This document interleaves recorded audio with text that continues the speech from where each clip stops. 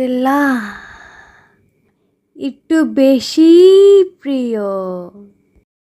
Hello বন্ধুরা, আসসালামু আলাইকুম। সবাই কেমন আছেন? আশা করি সবাই ভালোই আছেন। গরমের দিনে মালতা জুস এক গ্লাস স্বস্তির গল্প।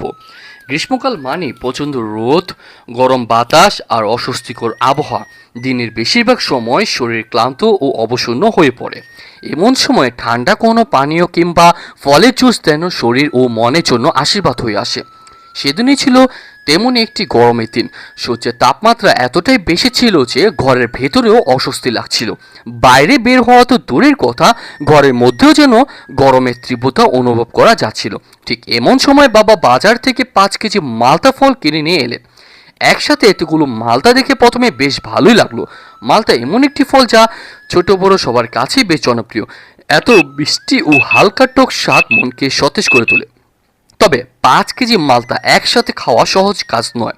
কয়েকটি মালতা খাওয়ার পরই মনে হলো এভাবে সবগুলো শেষ করা বেশ কঠিন হবে। তখন ভাবলাম এগুলো দিয়ে জুস বানানো গেলে কেমন হবে।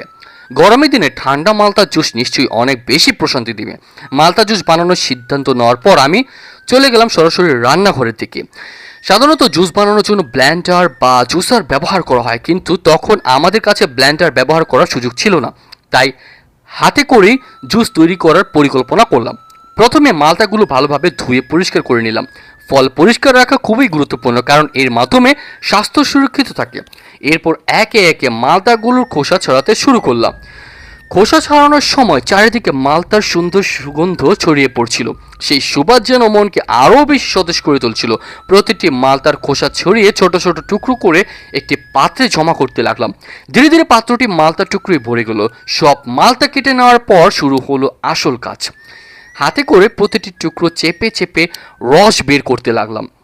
কাজটি সহজ ছিল না কিন্তু, কারণ অনেকগুলো মালতা রস বের করতে যথেষ্ট সময় ও পরিশ্রমও লাগে। তবে ফলের রস বের হতে দেখে কাজের কষ্ট অনেকটাই ভুলে যাচ্ছিলাম। প্রতিটি টুকরো যেন যতটা সম্ভব রস বের করার চেষ্টা করলাম, যাতে কোনো অপচয় না হয়। ধীরে ধীরে পাত্রে রস জমতে শুরু করলো। উজ্জ্বল কমলা রঙের সেই রং দেখতে খুবই আকর্ষণীয় লাগছিল। মনে হচ্ছিল এই জুস হয়তো গরমে ক্লান্ত শরীরকে নতুন শক্তি দিবে। কিছুক্ষণ পর বেশ ভালো পরিমাণে রস জমে গেল, তবে রসের মধ্যে কিছু আঁশ ও বিচি মিশেছিল। তাই একটি ছাঁকনি দিয়ে গ্লাসের উপর বসালাম। তারপর ধীরে ধীরে পাত্র থেকে রস ছাঁকনির মাধ্যমে গ্লাসে ঢালতে লাগলাম। ছাঁকনির সাহায্য বিচি ও আঁশ আলাদা হয়ে গেল এবং পরিষ্কার জুস গ্লাসে জমা হতে লাগলো। স্বচ্ছ ও সুন্দর সে মালতা জুস দেখতে এতটা আকর্ষণীয় ছিল যে